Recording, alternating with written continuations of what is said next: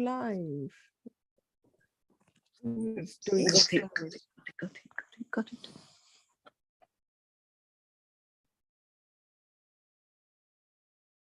Okie doke. Right, that's done that.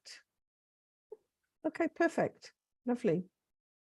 So let's go back to the Zoom. Got it. Right, lovely. Wonderful. So let's begin. And hopefully the others will join in. So I'm going to start off with our prayer. We'll do share screen. Where's it gone? There it is. All right then. ריבון העולמים ואדוני אדונים, אף רחמן וסליחות, מודים אנחנו לפניך, אדוני אלוהינו ולאבותינו, בקידה בשתחוויה, שקרבתנו לתורתך ולעבודתך עבודת הקודש, ונתת לנו חלק בסודות תורתך הקדושה, מענו ומחיינו, אשר עשית עמנו, חסד גדול כזה, על כן אנחנו מפילים תחנוננו לפניך, שתמחול ותסלח לכל חטאותינו ועוונותינו, ועל יהיו עוונותינו מבדילים בינינו לבינך, וכן יהי רצון מלפניך, אדוני אלוהינו ולאבותינו, שתכונן את לבבינו ליראתך ולבבך, ותקשיב אוזניך לדברינו אלה, ותפתח לבבינו הראל בסודות תורתך, ויהיה לימודנו זה נחת רוח, לפני כיסא כבודך קרח ניחוח, ותציל עלינו, אור מקור נשמתנו בכל בחינתנו, שהתנוצצו ניצוצות עבודך הקדושים, אשר על ידם גלית את דבריך אלה בעולם, וזכותם, וזכות אבותם, וזכות תורתם ותמימותם וקדושתם, יעמוד לנו, לבל נקשר בדברים אלו. ובזכותם תראיננו במה שאנו לומדים, כמו המענאים זמירות ישראל, גל עיניי והביט הנפלאות מתורתך, כי אדוני תן חוכמה מפיו דעת ותבונה, יהיו לרצון נמני פי, וגאון ליבי לפניך, אדוני צורי וגואלי. Amen. Can you rachon? Amen. Okay. Hi, Rochelle. Okie doke. So we're going to start off with this absolutely incredible article on the Ner of Chanukah. Now, I'm going to share my screen. There we go. Right. Okie doke. So it's an article from Rabbi Baruch Shalom Ashlag, okay? And it's all about the inner work and what the actual candle and its components tells us on our inner work.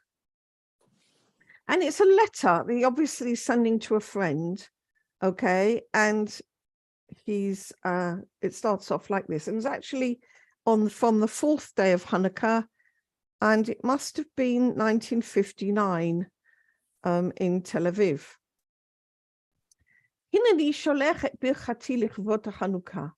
I'm sending you my blessings for Hanukkah. May it be your will his will, that we merit to feel the light of Hanukkah in our heart.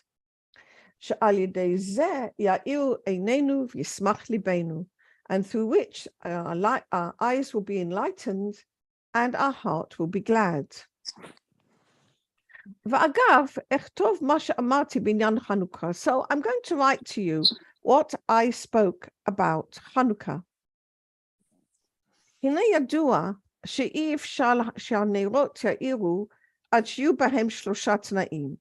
Now it's known that the candles can't give their light out unless there are three conditions which are fulfilled. One is the candle. Now, he says this is the vessel in which we put the oil. Now, when he says a candle, okay, in our modern days, we tend to think about, a stick of paraffin, all right? But that's not what he's actually referring to. Let me show you what I mean.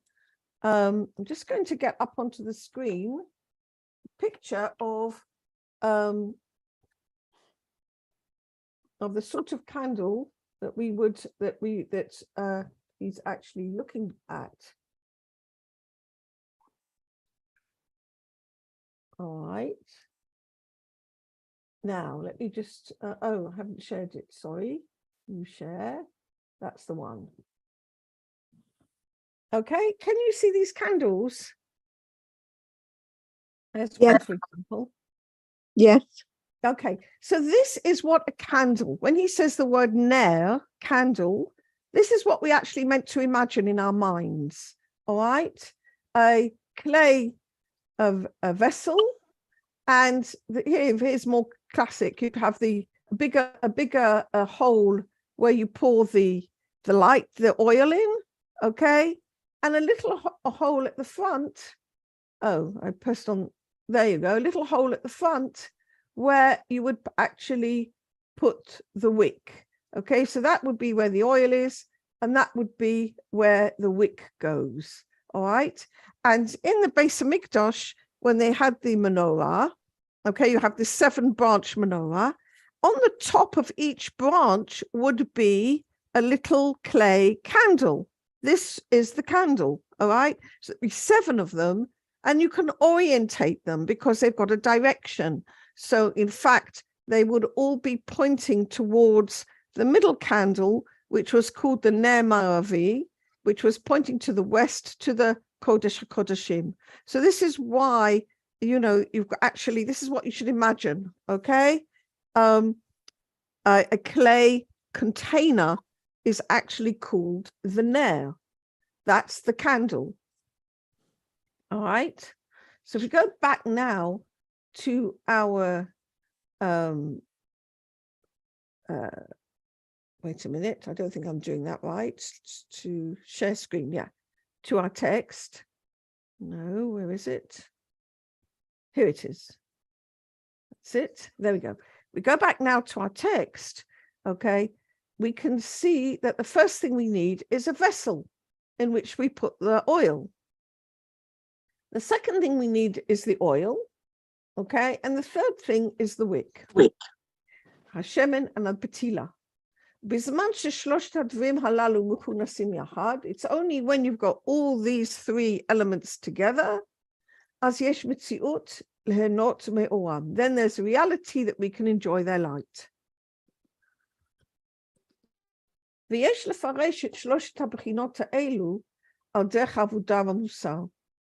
need to explain what these 3 elements actually refer to in our inner work.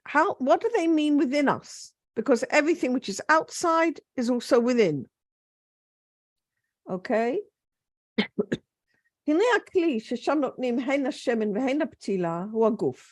The vessel in which we've got both the oil and the wick is our body. Okay, it's our vessel. Okay, it's the vessel which contains the will to receive for ourselves alone, and it contains the will to give. It's got the Yetzer Hara, it's got the Yetzer Hara Tov. It's the vessel with which we are able to act in the world. V'nikra ner, that's what's called the candle. Okay. Then we have the yigiyah, the work in Torah and mitzvot. Okay. And this is also caused by the hastirot, the contradictions in our lives, but it's also the concealments. Okay. When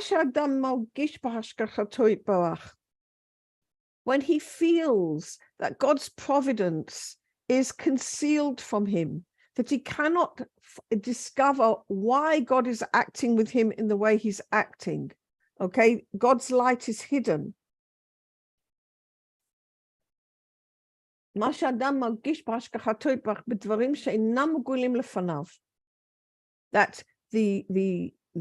it's not revealed, it's not manifest to the person that the conduct of the world is really bevchinat tov u'meitiv, that God really is good and does good. He looks around and he sees all sorts of suffering. He feels in his own life suffering. He looks in his families, he sees suffering. He sees husbands and wives quarreling. He sees children having difficulty with their parents. He sees parents having difficulty with their children. outside the family circle. He sees people getting divorces, violence, all sorts of stuff. People getting ill. And he says, this is good, and this is good. And this comes from the one who does good. And he can't understand it. So it's a contradiction here for him. He feels that God's light is concealed from him. Okay. Lefi machshavto v'deato, haya HaKadosh Baruch Hu tzarich lanhig et ha'olam b'hanhaga aheret. His logic, his mind is telling him that God should run the world differently. And the way he would like God to run the world,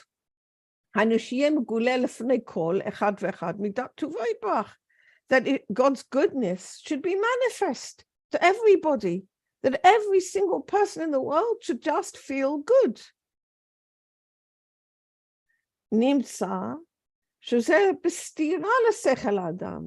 This is in opposition to the way a person understands.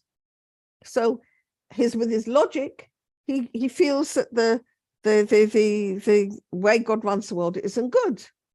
But he has to work on himself to overcome that feeling. So, zenikaptila, it is these negative feelings, it's these questions that he have, it's this feeling of I don't understand what's going on. Zemelashon petaltul. This is from the language of something crooked, okay? Winding. Petaltul is something which winds, something crooked. Milashon psula, it's also, Rabbi Ashag relates it to the word pasul, something which is invalid. These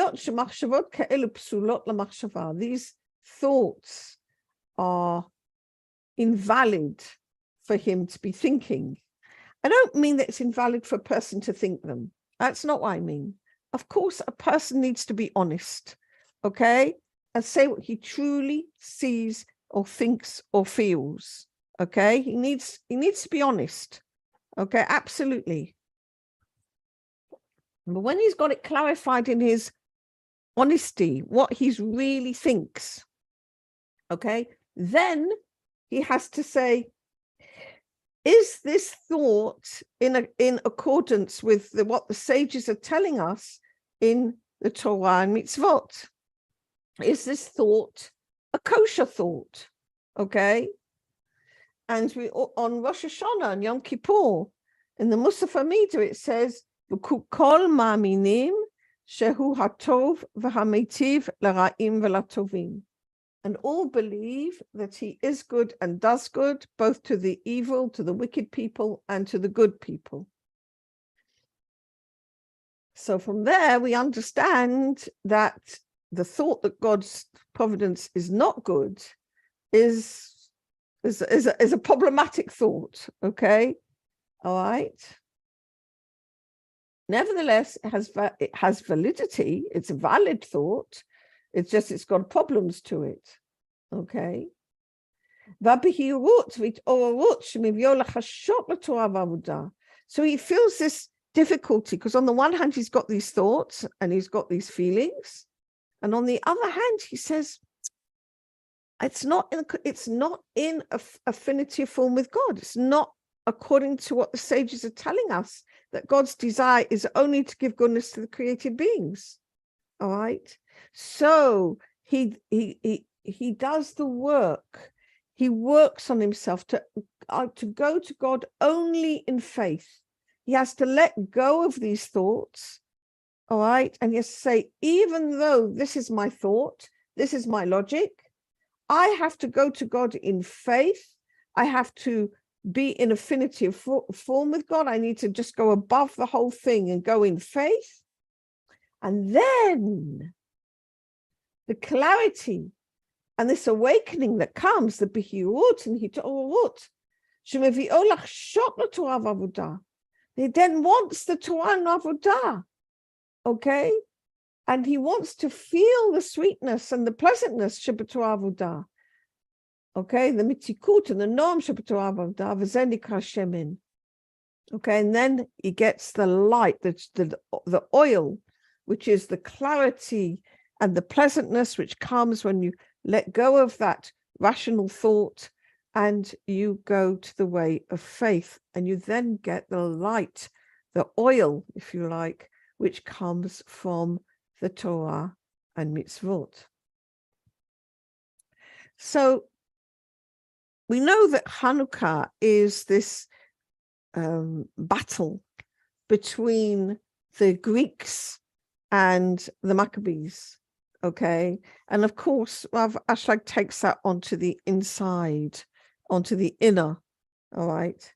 So here we've got that the wick is actually the sort of like bringing together all those negative thoughts which constitute the Greek within us, the Hellenizer within us, which wants to go according to logic, all right? And the pachashemen, the oil, which they found is the miracle that through the Torah and mitzvot, we can actually go above those thoughts and come to that beauty of the oil, all right? And he says something very fascinating here. He says, if one of these is missing, you can't enjoy the light. So I thought about this and I thought, okay, let's get these three things lined up. You've got the body, okay, which is ourselves, okay, includes everything. We've got the wick, okay, which are these negative thoughts, all right? And we've got the oil, okay, which is the light which comes through the working Torah and mitzvot. And from this, you can see that those negative thoughts are an essential component. Because without the negative thoughts, we wouldn't want the Torah and mitzvot. We wouldn't find a need for them. And we do have to sort of like have the impetus to look at Torah and mitzvot, to work for Torah and mitzvot, to actually need the Torah and mitzvot, because otherwise it just gets sidelined. He's not talking about Torah and mitzvot in the sense of something nice social to do, or it's something nice to learn our history. He's not talking about that. He's talking about an absolute existential need for Torah and mitzvot. Because if I don't have Torah and mitzvot, there is no way I can get out of these negative thoughts. All right. So we've got here the body, you've got the negative thoughts, which act as a wick, okay? And you've got the oil, which is the fuel, which brings us to the light. Okay? So let's just have a quick look at what Rabbi Gottlieb says here. It's very interesting. נמצא הפסולת, היא בעצם המחשבה על עניינים מסוימים שהם לא בבחינת הטוב והמיטיב. So the פסולת, or מחשבות פסולות, is the thought on certain issues that are happening in our lives that are not going, or we feel that they're not going according to the way one who is good and does good should be running them. אינם שאינם טובים, they don't feel good. שבאופן כללי האדם חושב שיהיה יותר טוב מהקדוש ברוך הוא היה מנהיג את העולם בהנהגה מגולה. And in general, a person tends to think that it would be better if God conducted the world with the open conduct. In other words, that his goodness should be manifest. But what's the problem with that idea? There is a problem with that idea. And the idea, and there's two problems, in fact, with that idea. One of them is that we wouldn't be in affinity form with God that way. Because if God is just giving us the good side, okay, we would just be receiving it for ourselves alone. We wouldn't have any way to stop ourselves doing that. Okay, so we have to discover the way in which we're giving to God. And we start off in that discovery of how to give to God is through faith, because faith itself is an act of giving. So in fact, not only do we discover that the hiddenness of God's goodness is it actually is the trigger for us to be able to give. And without, if it was open, we wouldn't be able to give. We would just be taking all the time. And since the whole purpose of the Tikkun B'Riyah is to save us from the bed of shame of receiving, then God's open manifestation wouldn't actually work. So this is what he says here. We need the negative thoughts, the invalid thoughts. And when a person sees that he's thinking that type of thought, he does criticism on himself. He feels ashamed. How did he think such thoughts about HaKadosh Baruch Hu? And he feels suffering from it. He doesn't want to think such thoughts like these. And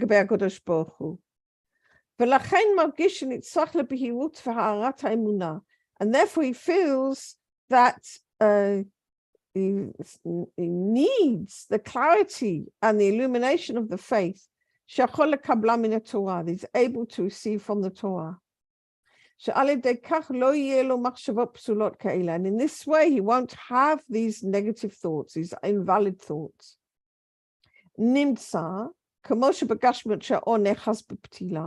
So we find that just in the physicality, the light is holding on to the wick.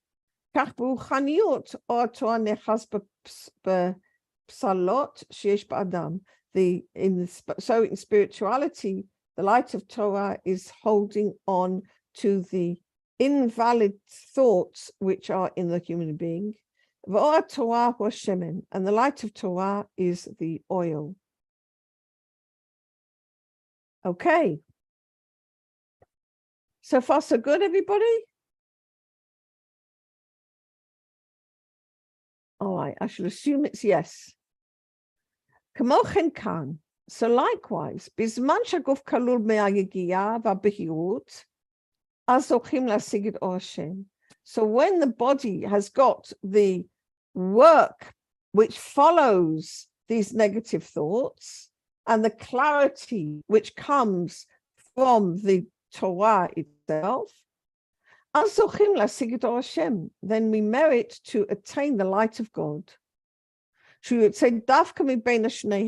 Which comes out from both, between both these issues. Okay? That's Reish. I'll look at Reish. Here you have the right-hand line and the left-hand line. The left-hand line, which is the will to receive, it comes through the ptila, the wick. By Yamin, which is the right-hand line, is the muskaluta emunah shel Torah, is understanding that we need to have faith, which we get through the Torah. And on we have the right-hand line and the left-hand line, and in between is the bride, so that the light of the candle, the illumination within our soul, is the Or HaShechina Kdosha, is the light of the Holy Shekhinah.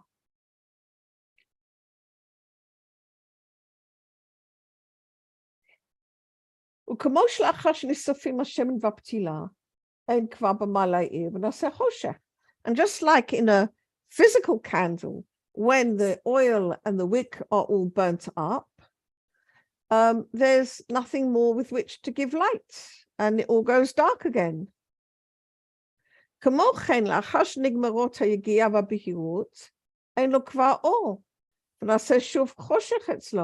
Likewise, within ourselves, when that whole cycle of work following negative thoughts and clarity following our faith, which comes through Torah and mitzvot, we've got no more light. and it goes dark by us. And we all know this sort of up and down movement in the work of faith. Okay, it's like the tide. It comes in and it goes out. Okay, we have the ups, we have the downs.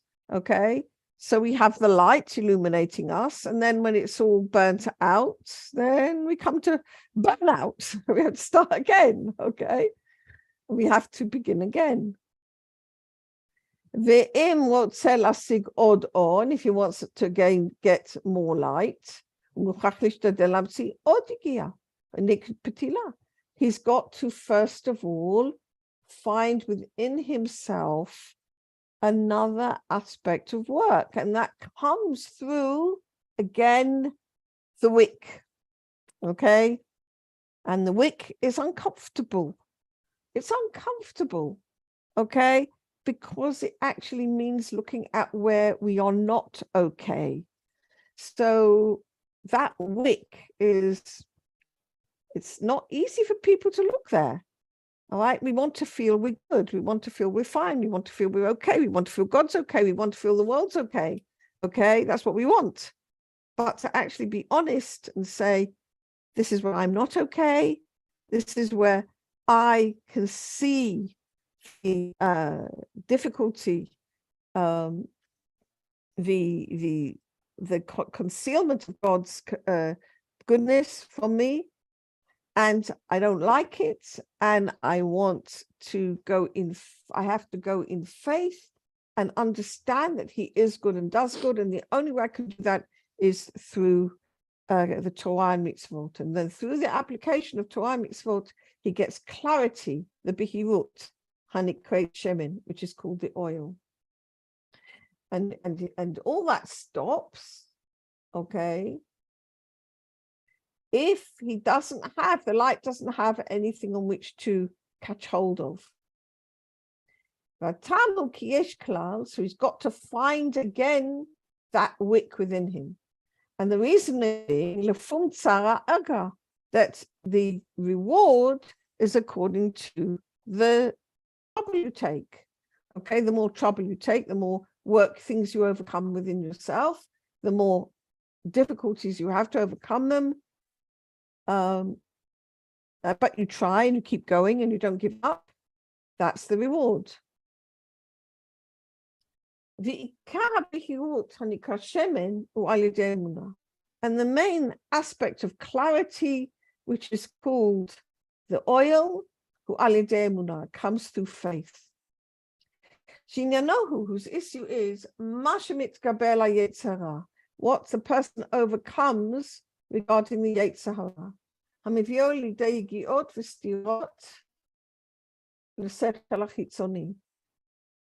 which comes about through the labor and dealing with these contradictions which occur in our rational mind. Not, and this causes us tests, Bavodat Hashem. Okay, when we find it very difficult to keep going with our service of God.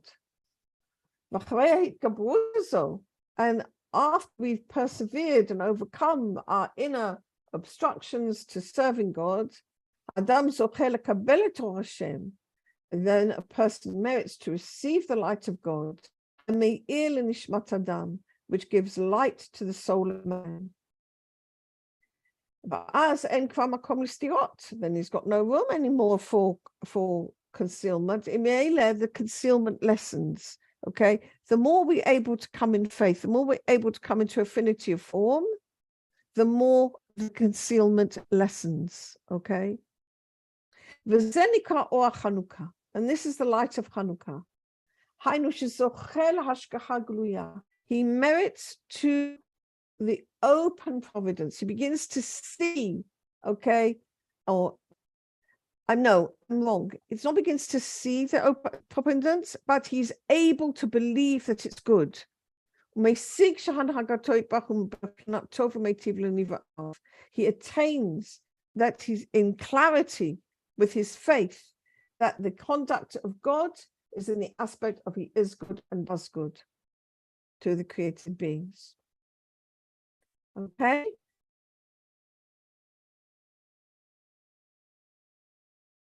All right, is there anything more here? No. Okay, okay.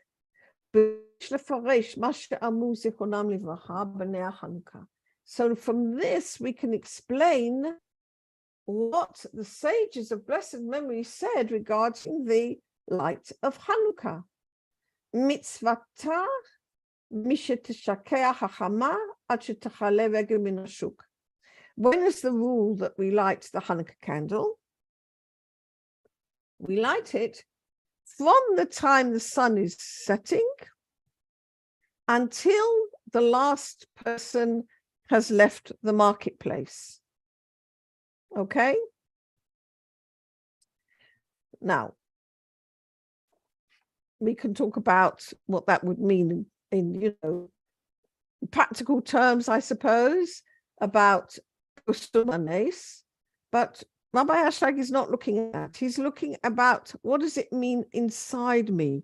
What does it mean that I need to light the Hanukkah candle from the time that the sun is set to the time the last person has left the marketplace? What does that mean within me?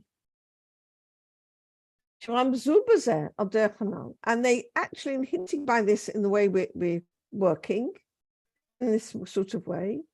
Hainu the sun means the light which is shining within us. Okay. Regel, the last foot has left the marketplace. Lashon Maraglim comes from the same word as Maraglim is spies. And what do the spies do? Who's spying out to see God's providence. Like we've got within us a spy, and I'm checking it out all the time. Is God's providence good or is it not good? Okay, can I trust it? Can I not trust it? All right, that's the Maraglim, that's the spy within us. He spies out to see, is God's providence good or not good? And this is just as it's written regarding the spies. Or mahi, and you will see the land. What is it? Hatovahi imra. Is it good or is it bad?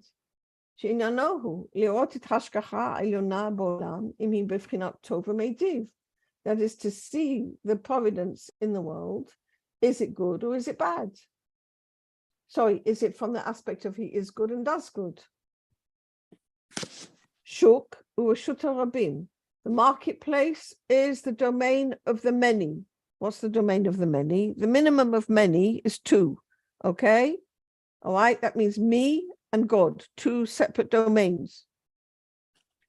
When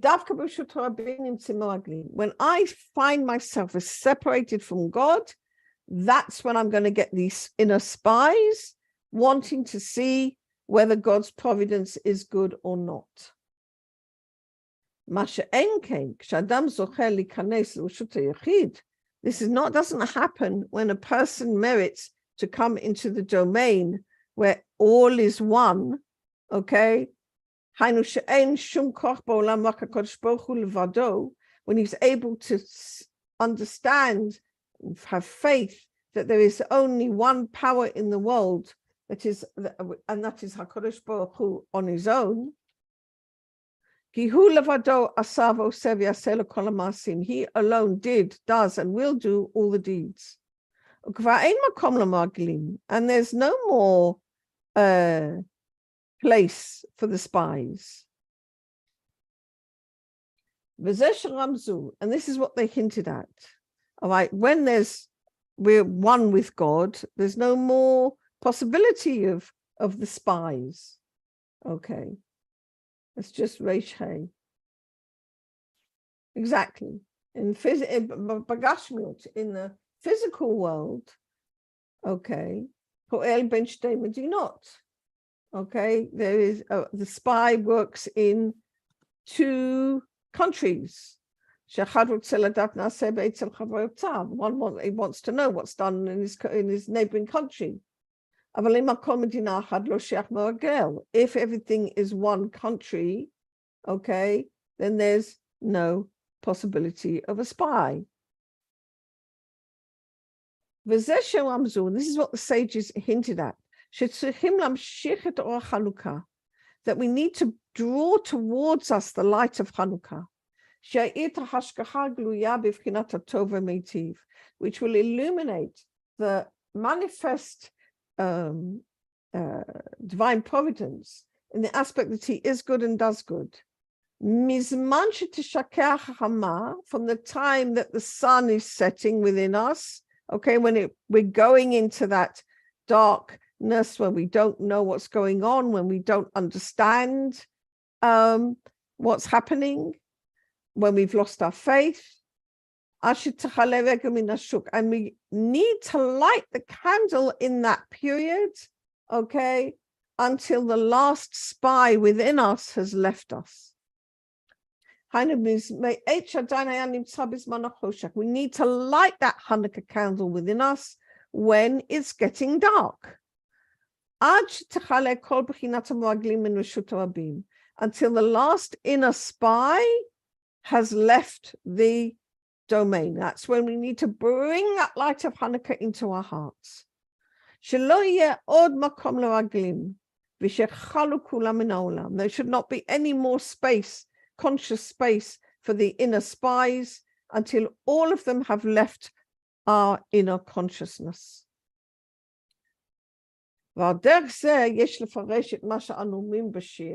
This way we can explain what we say in the song, Ma'ozu. Yevanim nikbetzu alai, azai bimei hashmonaim, upartzu chomot migdalai, v'tim kol hashmanim.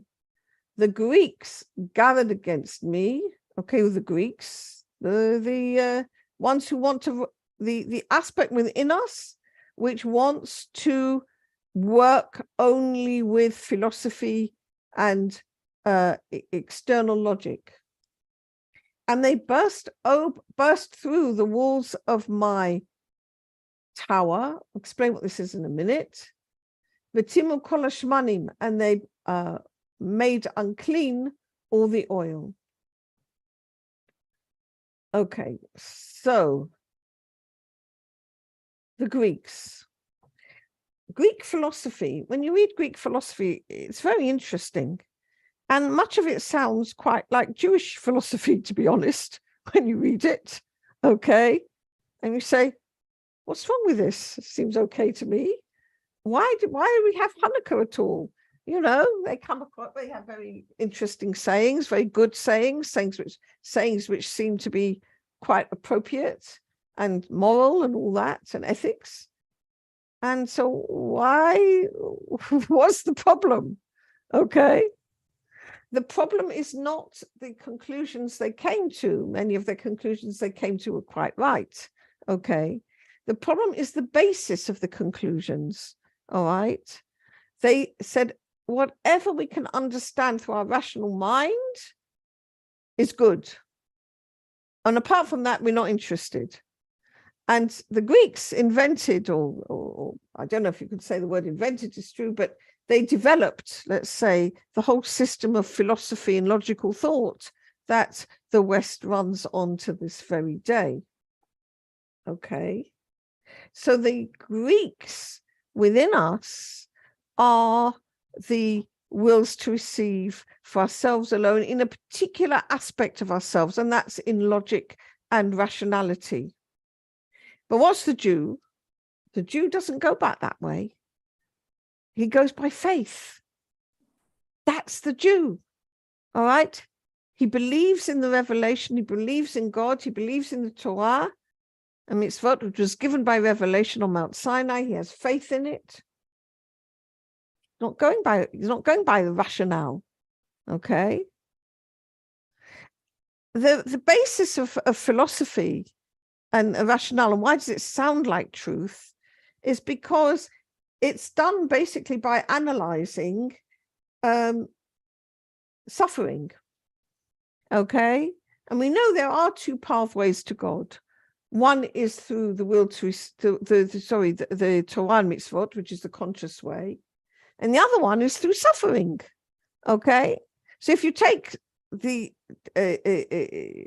reasons why people suffer, okay, that does actually bring you to the understanding of the damage that the will to receive for oneself alone can do to a person or to a country, okay, and it can bring you to understand how to avoid suffering. And that is the basis on which the Greek philosophy is based, that they analyze consequences of actions, okay, and see how they bring suffering or not. All right, but that's not the way of the UD. The UD, as we've been looking here, has to go through faith. All right. So this is why the way of faith is actually more difficult, because the way of faith is an aspect of giving, and our nature is the will to receive for ourselves alone. And because our nature is the will to receive for ourselves alone, we don't like giving. It's not part of our natural nature. Okay, so this is why so many of the Jews of that time fell into the trap of the Greeks and became Hellenizers, because it's easier, it's more attractive. It's hard to be a giver. It's hard to go against your rational mind and to be happy when things are happening, which are very difficult to deal with. And so Yevanim nikbetzu alai, that the Greeks gathered against me.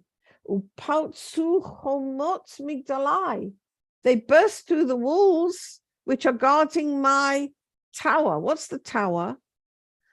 The tower is the tower filled with all good. Comes from a midrash in which God asks the angels, should he create man? Okay. And the angels will say, it's a bad idea. Don't you know he's going to anger you? Don't you know he's going to sin and anger you?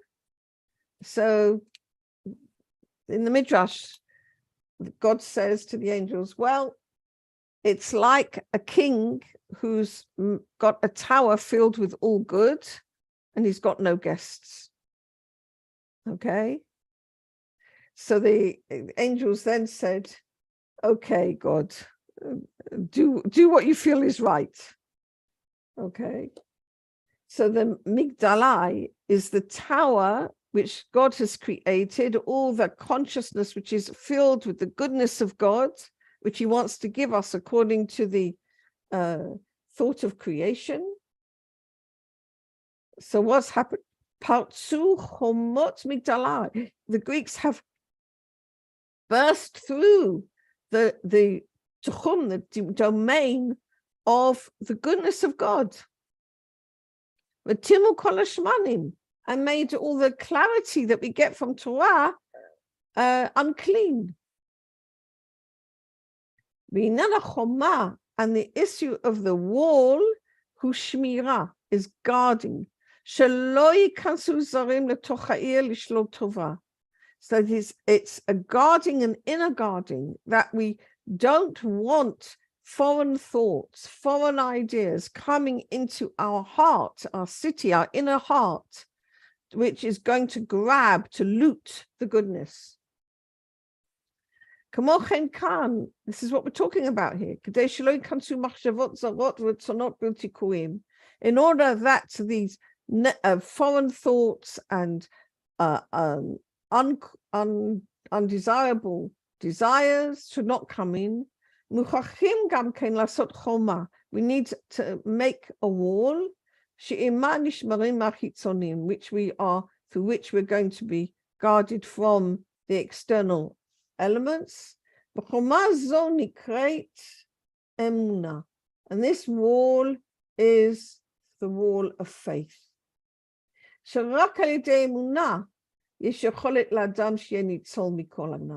Only through faith is it possible for a person to be saved from all the aspects we've been talking about. And this is the domain. Up to this point, the external elements can come close. But when they see that a person does not leave his wall, what is that? The domain of faith, okay? When he simply says, I don't care what thoughts you throw at me, I'm staying with my faith, then the thoughts go back to where they came from.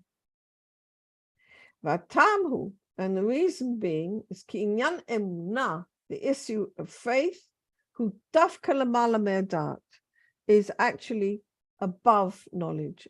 We have to be giving faith, okay? It's a different paradigm of consciousness than is the consciousness of knowledge. So the consciousness of the Greek, okay, within us, and not talking about the historical Greeks, I'm talking about the Greek within us, the consciousness of that part within us which wants confirmation of everything, rational thought, is a lower paradigm of consciousness than the one which is the way of giving, because of faith, which is giving, and that makes it higher.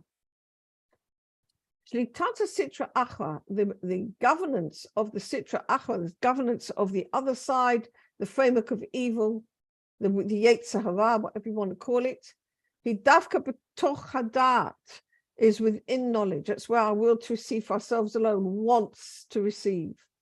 Sechel Hitzoni, calling it here the external sechel, external intelligence. And in any case has no connection at all with Adam. What's Adam? Adameh le'elyon, one who wants to be like God, one who wants to come to affinity form with God. That's called an Adam.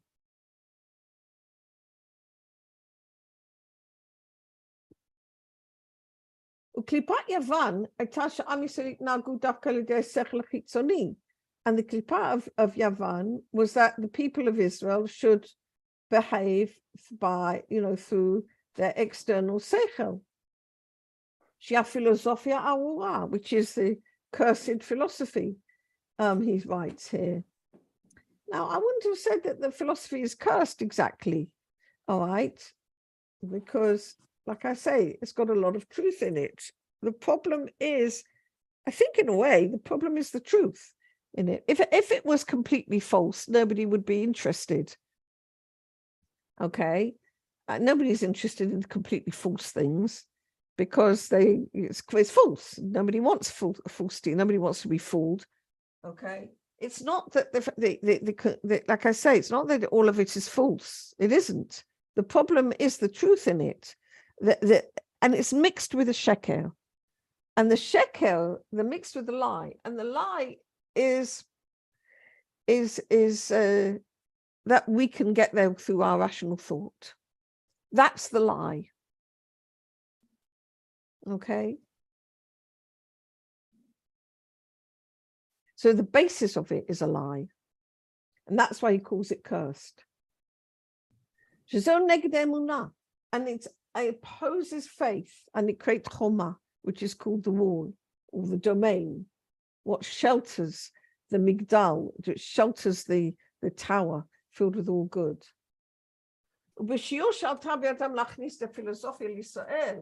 And to the measure that they managed to bring in this philosophy to Israel, to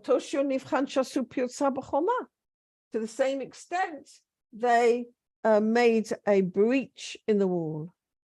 They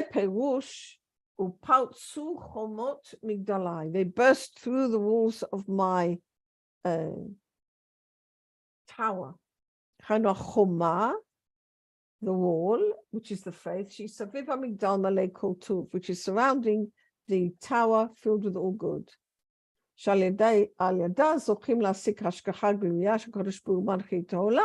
Which is through that tower, okay, that we merit to eventually attain the reality, which is the true reality, that God's providence is actually b'midat tova meitiv, through that God's providence is good. And that's the light of Chanukah, that we really do attain that God's God's conduct of the world is beautiful and good. And that's, if we think about the miracle of Hanukkah, all right, that somebody went into the temple and found that one little jar of oil all hidden away, okay, and they cleared out the temple, and all the events that led to it, and then that jar of oil lasted for 8 days, okay, then we actually see the issue that God really is good and does good. They had to mend that pirzah. But it was through that breaking down of faith that the light, the oil got unclean. And what actually happened until God made the miracle is that all the clarity and life force that they merited through faith was hidden from them, as it's like closed to them. That the word uncleanness is from the language of making somebody stupid, and situm and blocked up. Until God made a miracle. And the Holy Blessed One helped them. And they merited once more to the light of revelation, which is the light of God's shining. There we are.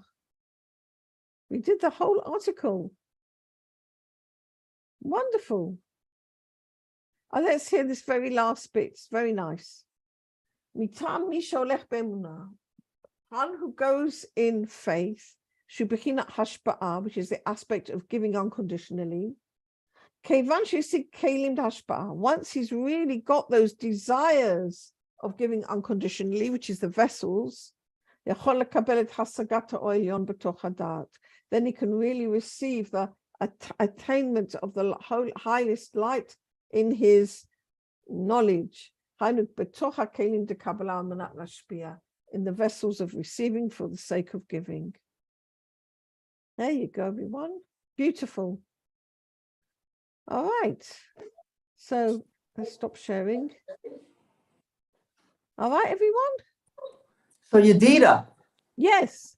So the error that the Greeks made was they believed that all the answers for anything that was happening to them was what they could experience in the physical world. Yes. Everything was caused by something in the physical world. Yes. They saw no spiritual basis to anything that they were going through. That's right. Yes, as far as I can understand it. Yes. So it was like it was sort of like a rational analysis of suffering. Somebody suggested this and that happened, and we did that, and everything went wrong. Then we have to know that wasn't a good suggestion, and they analyzed it like that. Yes. So there was no understanding of what was happening around them as a purpose was for rectifying themselves. No. So they could never really progress spiritually. Well, there is progression. It's a very slow progression. It's what Rav Ashlag calls being pushed from behind, by the events of suffering, by understanding what suffering is caused by, that they did understand that, being your will to receive from self alone, the more one becomes selfish, that selfishness causes suffering. Yes, they did understand that. They understood that through experience, that if people are selfish and they were only working for themselves alone, eventually we do understand it. It's that causes suffering, and then suffering is horrid. So then they find that by giving, we actually become less suffering.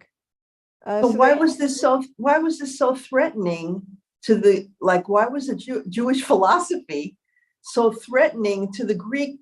I don't understand what's so threatening. It's like two different ways of looking at what's why is it such a threat? What, to the Greeks, you mean? Yeah. I think because the way of faith actually undermines the way of rational thought. I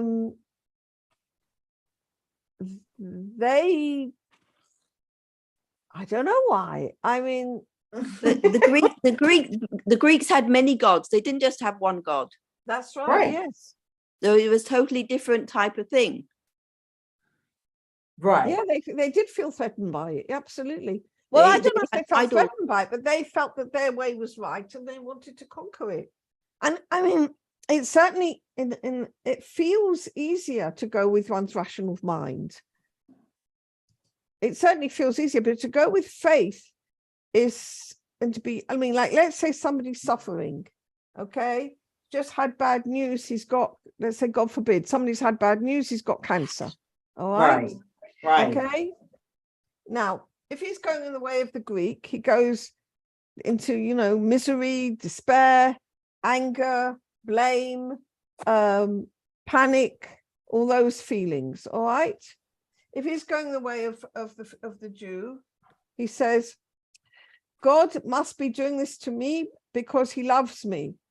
All right. I'm going to have faith that God is good and does good. And even though right now he's given me cancer, this must be ultimately the best possible thing for me. All right. And that's a difficult thing to do. It's not an easy thing to do at all. And yet that's the way of the Jew. The way of the Jew is to absolutely have faith that what God is giving us is the very best thing for us. Now, you might say that sounds so impossible. I don't know of anybody who could possibly do that. But I actually have to tell you that, amongst one of my chevutas, there is a woman who had cancer, and she decided that with the help of her therapist, that this was the best possible thing that could possibly happen to her. And she went through it all with joy, with simcha, which is absolutely amazing. But she did it. Yeah, I've heard stories like that. But it's a lot. That's the way of the Jew. Less painful. It's amazing. I mean, and also, for example, there was a lovely lady I used to see quite a lot, but I don't see her anymore. So I don't know. I think maybe things have got better for her. But I used to see her outside the supermarket, and she was begging. A very lovely young woman who had a whole troop of children, and I said to her, I used to see her, and I said to her, I talked to her, and I said to her, why are you begging? Why can't you, what's going on? And she told me that her husband did work, but they couldn't afford the rent. They were behind in the rent. They didn't have enough money to buy food. So people gave to her whatever. And yet what was so incredible about this woman was she always was smiling. And that smile was not an outer smile. That smile came from deep within her.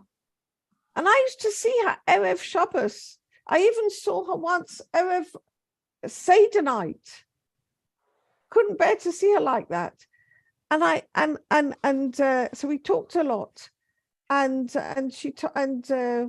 But she always said, I know this is a tikkun, I know it's for my best, and I know that sooner or later it's going to right itself. And I really truly trust that the reason why I don't see her anymore is because things really did get better for her. And so Baruch Hashem. About that, the serenity and the inner joy that she had within her was incredible. So that's the way of the Jew, and it really is possible. Yes, it is. Yes, it is. So, the more we can do that, the more the light of Chanukah will shine in our hearts, Bezrat Hashem. Yes. Oh, thank you so much. You're very welcome. You're very, very welcome. So listen, have a Shabbat Shalom and Chodesh Tov and Happy Hanukkah. Oh, yep. You too. Yay, lovely. Okay. Okay. Shabbat shalom. Shabbat shalom. Chanukah Sameach and Chodesh Tov.